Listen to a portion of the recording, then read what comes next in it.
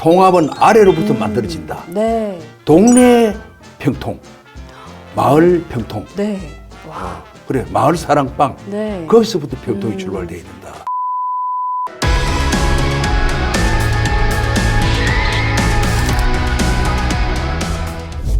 안녕하십니까. 민주평통 상임위원 신지은입니다. 깊어가는 가을만큼이나 열정도 깊어가시는 분, 오늘은요 김관용 수석 부의장님 모시고 이야기 나눠보도록 하겠습니다. 수석 부의장님 안녕하십니까? 안녕하세요. 반갑습니다. 네. 이렇게 만나뵙게 돼서 너무 기쁩니다. 저도 마찬가지입니다. 네.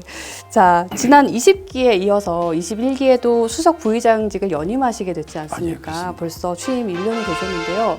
1년 굉장히 또 바쁘게 지내셨을 것 같은데 어떠셨습니까? 굉장히 바빴습니다.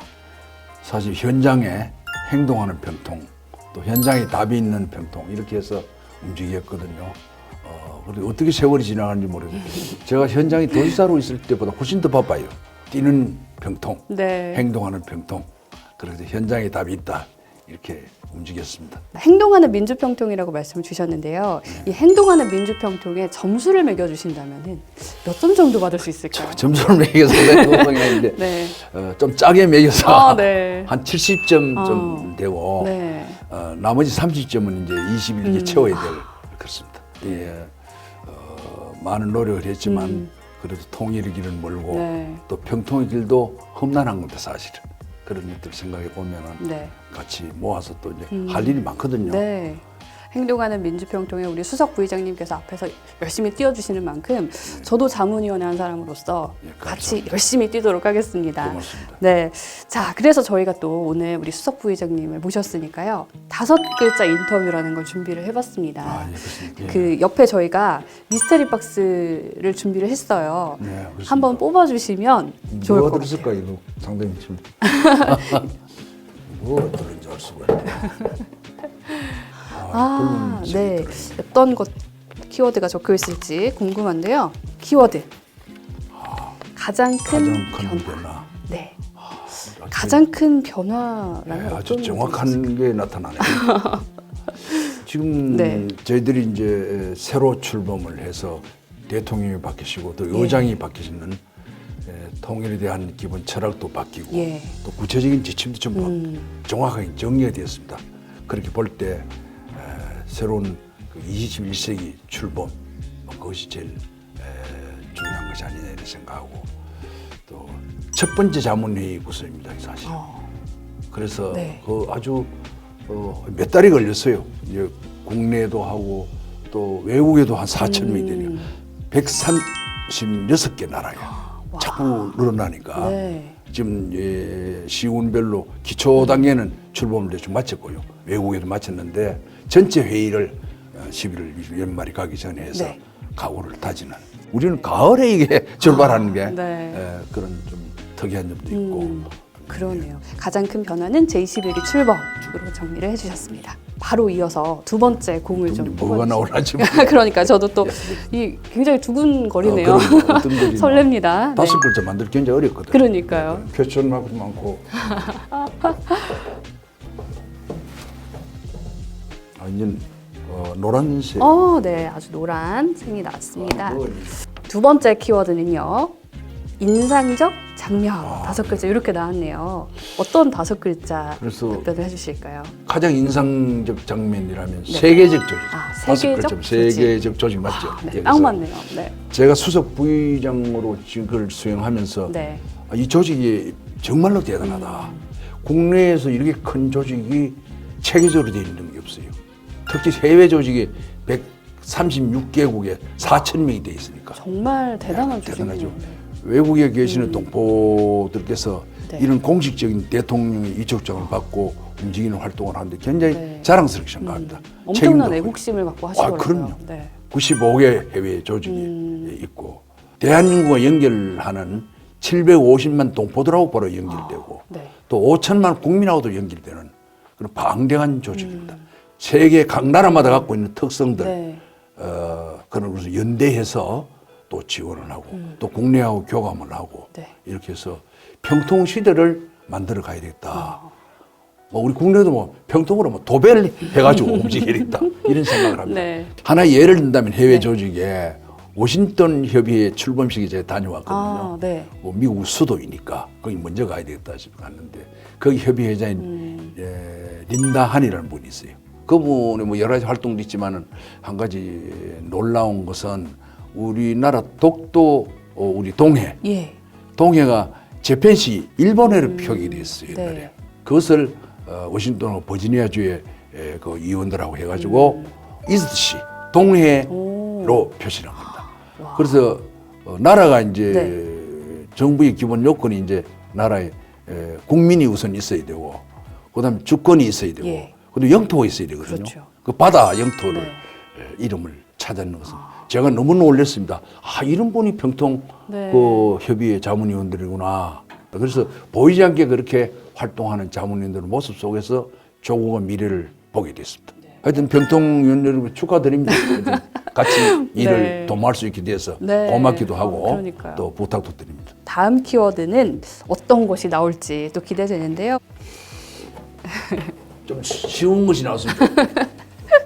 네. 아, 예, 진짜. 네, 초록색 공이 나왔는데요. 자, 키워드 시대적 사명입니다. 시대적 사명. 어떻습니까, 평통에 고객님? 예, 굉장히 어렵네요. 네, 5글자로 시대적 사명. 답변 부탁드립니다. 우리 평통이 가야 할 이 시대의 네. 대표적인 것은 자유와 연대입니다. 자유와 연대. 자유와 자유. 연대. 자유, 인권, 법치 등의 그런 보편적 가치를 네. 기본으로 해서 그래서 새로운 국내 국외 협력 관계가 만들어진 연대하는 또 연대는 나라와 나라 사이에 전부 교감이 있어야 되거든요. 대통령께서도 정상회의를 여러 군데 지금 했습니다. 예. 한미일 우리 국민이 잘 알다시피 국민의 박수 속에 한미일 연대가 되면서 네. 핵의 방어선이 구축됐거든요. 뭐 이런 것들도 사실은 그 자유민주주의 기본 질서 하에 모든 것이 움직이는 겁니다. 기본이 우리 대한민국 헌법에 대한민국 그 자유민주주의라는 게 딱 나와 있거든요, 정체성이. 네. 그 밑에서 이런 것들이 이제 통일로 가고 또 협치도 가고 또 때로는 또 민주주의니까 다툼도 있습니다. 또 시기와 견제에서 발전하니까 민주주의. 자유의 가치에 기반한 연대, 인류 보편적인 가치, 이 세계적인 겁니다. 그래서 자유와 연대가 절대적으로 필요하다 네. 그런 생각을 합니다. 네, 시대적 사명이라는 세 번째 키워드에 자유와 연대라는 굉장히 중요하죠. 정말 뭔가 마음이요 막 뭉클해지는 그런 키워드를 대통령께서는- 뽑아주셨어요. 이제 마지막 키워드 마지막. 뽑아주실 차례입니다. 이제 아주 네. 편안하게. 네, 한번 너무 뽑아주시면. 긴장이 돼서. 저도 같이 긴장이 돼요. 용어가 아주 그 네. 어려운 용어들이 많이 나와서. 진짜. 네, 한번 뽑아주십시오. 예. 구석이. 네, 자, 일단은 색깔이 또. 네, 파란색, 영롱한 파란색이 나왔는데요. 자, 마지막 키워드는요. 21기의 과제입니다. 5글자로 네. 제가 답을 해야 되군요. 네. 담대한 구상. 담대한 구상. 대북하기 담대한 예. 구상. 이제 그 통일에 대한 기본 정책 과제가 핵을 억제하는 거죠. 예. 비핵, 평화, 번영의 한반도를 만드는 것이 국정 과제입니다. 이제 네. 그 담대한 구상은 이제 북한을 향해서 우리의 요구이기도 하고 예. 또 호소이기도 하고 한 겁니다. 그래서 1차적으로 핵 시설을 철거 안 해도 북한에서 그런 의지만 표명해도 우리가 과감하게 네. 밀겠다, 도와주겠다. 가장 중요한 건 식량 문제입니다. 먹고 사는 문제입니다. 네. 그 압박을 받고 네. 기근이 헤매니까 북한이 너무 그런 어렵죠. 문제. 예. 근데 보건 의료 아주 그 열악합니다. 질병인데 아주 여러 가지로 네. 열악하고 또 시설도 항만 시설에 대한 우리 전자시설 이런 것들을 과감하게 우리 지원하겠다. 이런 것들이 전부 그 안에 다 포함되어 있습니다. 예. 그 진일보한 그런 구상인데도 북한은 답이 없습니다. 참 안타깝게도. 어려운 상황이네요. 참 네. 어렵습니다. 5글자로 담대한 구상이라고 답변을 해주셨는데요. 저희가 또 담대하게 이런 담대한 구상을 이뤄나가는 그런 네. 마음도 좀 꼭 필요하겠다. 그런 생각이 드네요. 그런 그 담대한 구상을 그 전략을 이제 체질화하고 구체화하기 위해서 평통 현장에 있는 자문위원들의 우선 각오가 필요하고 또 그러한 것을 이제 확산해야 됩니다. 담대한 구상이 실현될 수 있는 국내외 기반 구축을 하는데 똘똘 뭉쳐 가야 됩니다. 그것이 가는 곳마다 주장하고 또 평통 자문위원들이 그걸 요구를 하세요. 네. 그래서 함께 그 길을 가야 한다. 어렵지만은 통일로 가는 길은 그 길로 좀 험난한 극복 과정을 가야 한다. 전부 동의하시고 있는 일입니다. 네. 아무래도 도와주시기 바랍니다. 네, 우리 수석 부의장님께서 이렇게 애써주고 계시니까요. 저희 21기 자문위원 모두 함께 힘을 내서 담대한 구상의 실현을 위해 더 노력해 주시리라 믿습니다. 이제 이번에는요. 한 줄 답변으로 토크를 시작해 볼까 하는데요.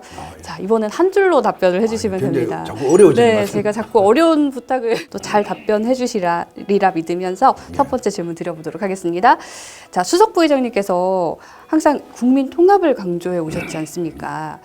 그렇다면 이 우리 내부의 화합과 통합은 어떻게 좀 일어나가야 될까요? 참 굉장히 어려운 문제이고 네. 평생 화두로 가져가야 될 문제이기도 합니다. 한 줄 답변은 통합은 아래로부터 만들어진다. 네. 좀 길긴 하지만은 그 답을 갖고 네. 제가 지금 말씀을 드리겠습니다. 그 통합은 위에서 성층권에서 예. 뭐 이렇게 높은 데서 뭐 이루어지고 그건 뭐 소수에게 이루어질 수 있습니다만 그래서 되는 것이 아니고 네. 밑으로부터 변화해서 기초로부터 우리가 집을 지으면은 기초가 튼튼해야 위에가 올라가잖아요. 네. 사람도 마찬가지예요. 하체가 든든해야지 아주 건강하거든요. 맞죠. 그래서 네. 바닥부터 이제 여는데 그것은 무슨 말이냐 하면은 현장에 답이 있다는 겁니다. 현장에. 사반세기를 현장에서 보낸 사람입니다. 네. 선거를 하다 보니까 뭐 그렇게 됐는데 거기에 전부 답이 있는 겁니다. 그래서 사무실에서도 일을 할 때도 그 책상에 그냥 앉아 있으면 일이 되지 않는다. 무조건 나가라 그럽니다. 현장에 그 바탕이 없으면은 모래성 것이 다 부서지는 겁니다. 지속 가능한 발전이 불가능한 거죠.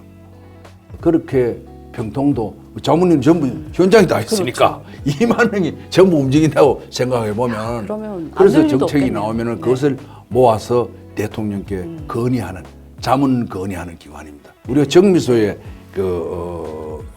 벨트를 보면 밑에서부터 막 올라가거든 벨트가 네. 이렇게 밑에 위로 가고 위에서 밑으로 나고 그런 피드백이 돼야지 뭐가 이제 정책으로 갈 수 있지 않겠느냐. 네. 나라 일을 하는데 그 답을 현장에서 바탕에서 가져와서 네. 믹스해가지고 통합을 하자 이런 뜻입니다. 네, 바로 두 번째 질문을 드려보도록 하겠습니다.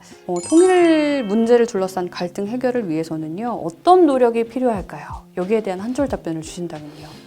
굉장히 이 문제 한마디로 네. 제가 답을 하기가 좀 어려워서 너무 어려운 질문 좀 쉬운 말로 네. 따발총이죠, 따발총. 네.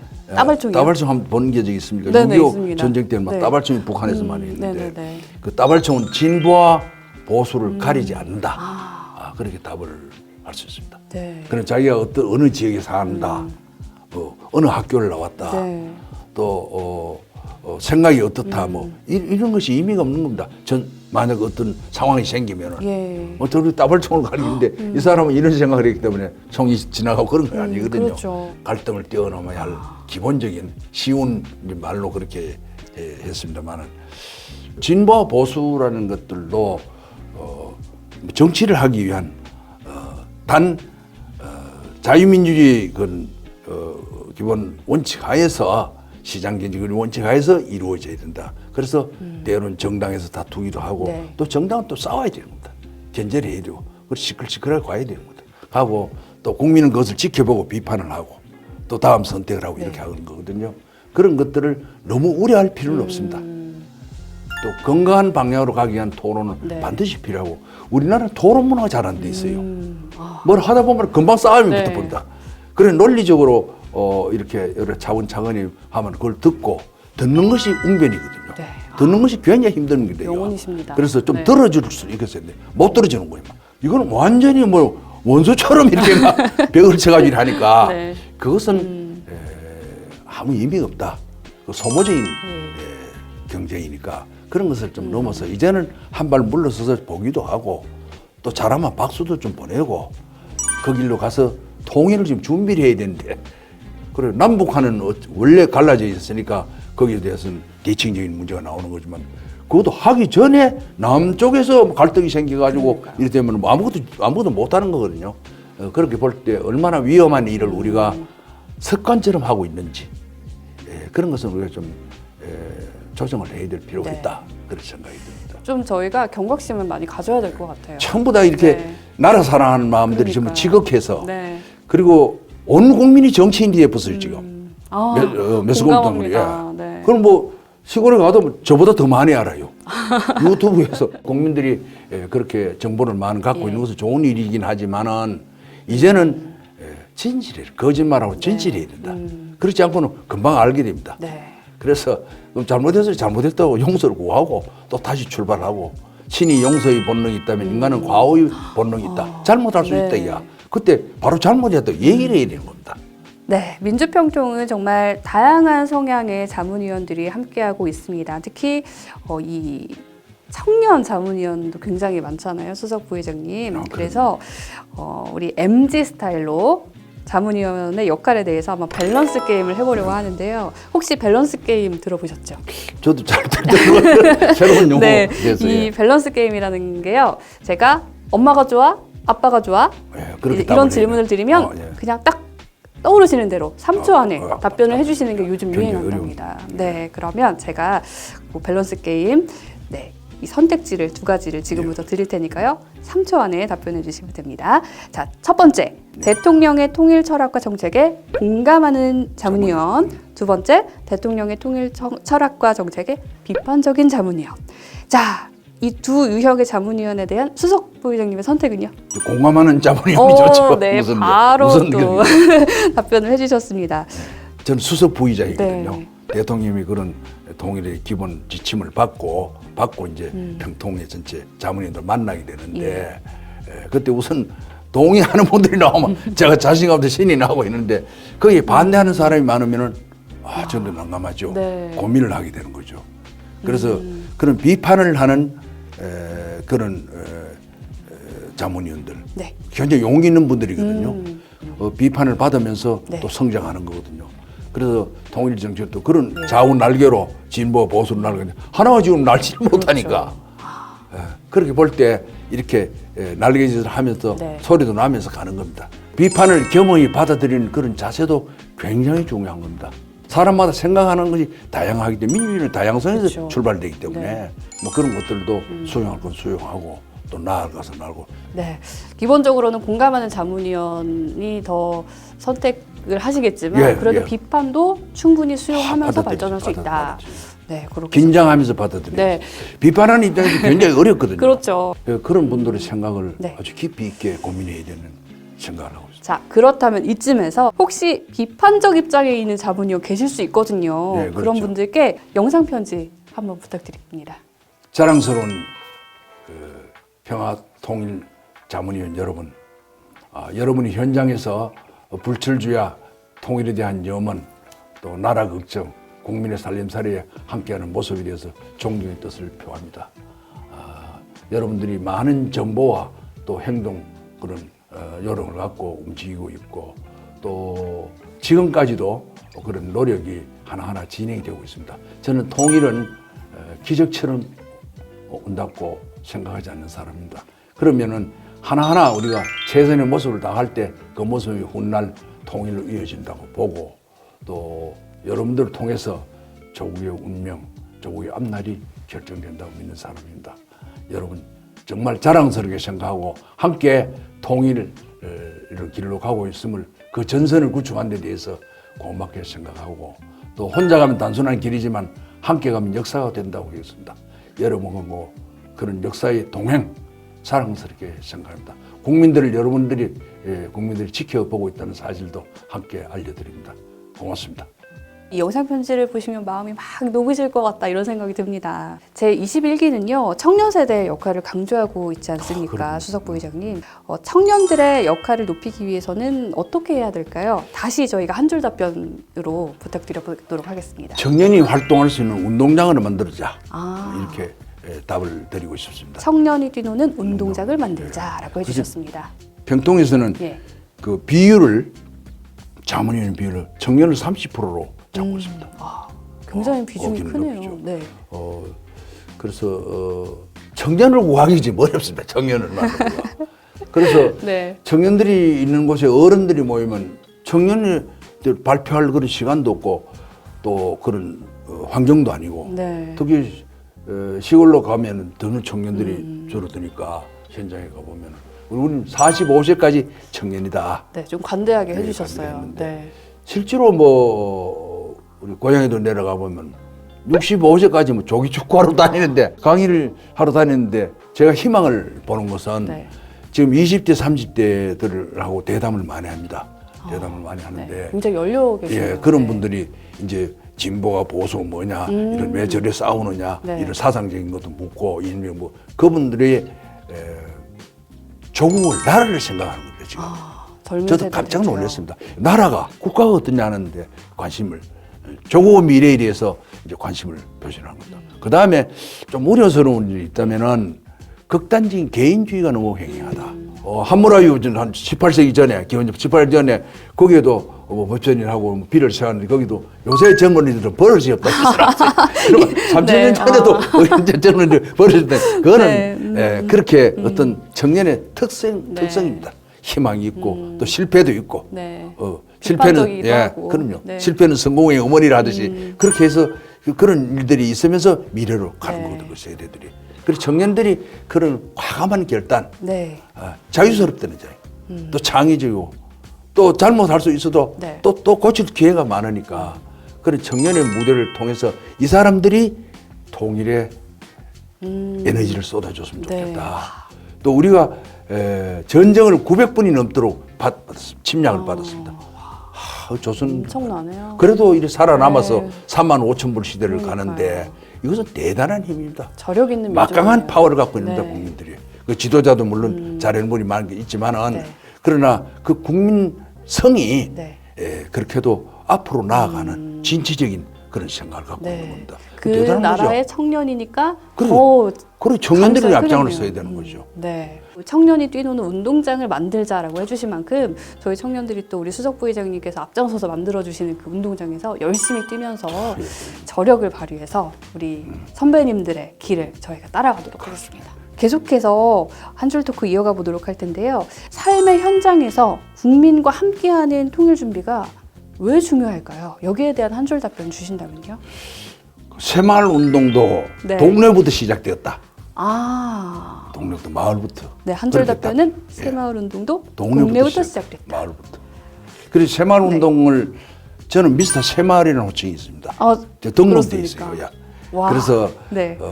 그 현장을 보면은 그 지독한 가난, 해방과 분단, 전쟁과 폐허, 가난, 네. 지독한 가난이었습니다. 그렇게 그 1959년, 60년 초에 네. 우리나라 국민 소득이 79달러 생각해봐요.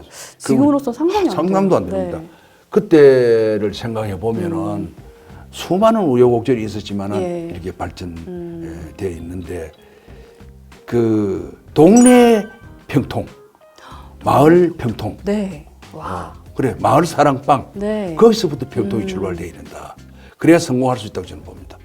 그래서 작지만은 작은 사이즈로 해서 포토송이처럼 하나씩 뭉쳐서 전체가 나올 수. 네. 당장에 뭐 병통이라고 쫓아가서 휴전선 건방에 뭐 그렇죠. 왔다 갔다 한다고 되는 것이 아니고 맞습니다. 그런 자기가 살고 있는 그 반경, 행동 반경, 네. 삶의 반경 속에서 네. 생각하는 그래서 하나하나 챙겨가는 네. 통일도 그런 것이 맞지 않겠느냐 네. 그런 생각을 하고 거기서 발전을 이끄는 동력도 나올 수 있다 네. 이렇게 봅니다. 새마을 운동도 동네부터 시작됐다를 기억하면서 저희가 늘 삶을 통해 통일을 좀 준비하면 좋겠습니다. 자, 다음 질문 드려보겠습니다. 네. 수석 부회장님이 꿈꾸는 통일의 모습은 무엇일까요? 여기에 대한 한 줄 답변 주신다면요. 예, 자유와 인권이 네. 인권을 기반으로 하는 나라, 운영하는 나라입니다. 자유가 있어야 되거든요. 그러니까요. 지금 자유가 속박되고 구속되는 이런 상황을 우리가 경험한 분도 많이 있으리라 봅니다만 우리는 늘상 자유 속에 공기를 마시고 사는 공기의 고마움을 맞아요. 모르듯이 네. 그러니까 그런데 이것이 구속된다고 생각하면 아무것도 안 되는 겁니다 이게. 예, 그래서 이건 자유민주주의 대한민국 헌법도 그러하고 또 거기에 인권이 이제 보장이 돼야 되고 인권이 유린돼서는 안 되거든요. 네. 인간다운 삶을 누릴 권리를 갖고 났으니까 그런 것들도 가장 중요하게 보장돼야 돼요. 북한이 지금 이 부분이 안 되는 네. 겁니다. 우리가 가서 이제 그 북한에 살다 남쪽으로 온 사람들 얘기를 들어보면 그런 것이 그 엄청나거든요. 뭐 먹고 사는 건 말할 것도 없고 네. 그 빈곤이라는 것은 장마당에서 어떤 것을 영국에서 정언한 탈북자가 한 분 계신데 여성이 장마당이 없었다면 생명을 유지하지 못한다 이는. 그래서 그런 자유를 근본 걸로 하고 그다음에 인권 법치 네. 그 중에서는 인권이 보장되는 그런 나라 뭐 우리 열심히 하면 될 겁니다 모든 것이 그런 나라가 함께 갔으면 좋겠다. 네. 북한도 그런 통일이 돼서 같이 갔으면 좋겠다. 네. 같은 동포들이니까 그것이 가깝고도 먼 길입니다. 거리 얼마 안 되잖아요 지금. 바로 그런데 코앞인데 어떻게 보면. 그래서 언젠가는 소통의 길이 보일 것이다. 네. 그것은 기적은 기적처럼 오지 않는다고 제가 이 말씀을 드리는 겁니다. 와, 기적은 기적처럼 오지 않으면 저희가 정말 계속 꿈꾸고 노력을 해야 오겠네요. 계속 노력해야 네. 됩니다. 언제 어디서 어떤 계기로 올랐는지는 모르지만은 이런 회의적인 회의적도 인식도 있고 있죠. 예. 뭐 그런 것들도 있습니다만은 지금 북핵 네. 핵의 공포 속에서 균형이 지금 이루어지고 있는 그런 상태에서 한미일해서 핵벨트가 형성되면서 일차적으로 이제 좀 완화된 거죠. 우리가 보기엔 그렇습니다. 네. 그렇게 하고 이제 거기서 국민 통합만 돼서 통일로 가자. 네. 국민들이 도와주셔야 되고 그러니까요. 또 네. 현장에 있는 평통 자문위원들이 그것을 책임을 지고 분명하게 현장을 듣고 네. 또 같이 고민해야 되는 문제라고 생각합니다. 많은 국민 그리고 자문위원께서 이 영상을 아마 보실 겁니다. 그렇겠습니다. 우리 국민과 자문위원께 전하는 메시지 한 말씀 이쪽 카메라 보고 부탁드리겠습니다. 존경하는 국민 여러분, 또 현장에서 불철주야 고민하고 계시고 활동하시는 평통 자문위원 여러분, 이제 우리의 갈 길은 정해졌습니다. 이제 남쪽의 남남 갈등이 우선 해소되어야 되고 그런 것을 토론이나 접촉을 통해서 하나로 여기서 가야 합니다. 언젠가 곧 경제 발전과 더불어서 통일의 길로 가까이 다가갈 수 있다고 생각합니다. 그것은 우리 국민의 몫이고 또 평통 자문위원은 여러분들 책임이라고 생각합니다. 도와주시기 바랍니다. 여러분 감사합니다. 네. 많은 국민들 그리고 자문위원께서 오늘 수석 부의장님과 함께한 이 시간들을 통해서 많은 걸 느끼시고 또 응원도 많이 보내주실 것 같고요. 더 열심히 해야겠다 이런 생각도 하실 것 같습니다. 자, 오늘 이제 마무리할 시간이 왔는데요. 네. 수석 부의장님. 5글자로 답변해달라 부탁도 드렸고 한 문장으로 한 줄로 답변해주십사 부탁도 드려서 예, 너무 형식에 제가 너무 긴장을 했어요. 네, 저 처음이거든요. 아. 걸찰총을 가고 또 한 줄로 일하라고 네, 긴장됐는데 너무 빛났던 그렇습니다. 인터뷰였습니다. 내용은 사실은 네. 제가 하고 있는 일이니까 네. 또 이제 부족하지만 답변을 했고 네. 그래서 이제 시청자분들이 좀 이렇게 재미있게 좀 이렇게 관심을 주셨으면 고맙겠고 네. 또 그 함께 가는 모습들이 네. 더더욱 중요하다고 생각합니다. 네. 자, 저희가 오늘 마무리도요. 5글자와 한 줄 답변으로 아주 멋있게 준비해봤습니다. 수석 부의장님 준비되셨죠? 네. 새로운 평통 현장에서 뛰는 행동하는 민주평통 화이팅! 감사합니다. 감사합니다. 감사합니다.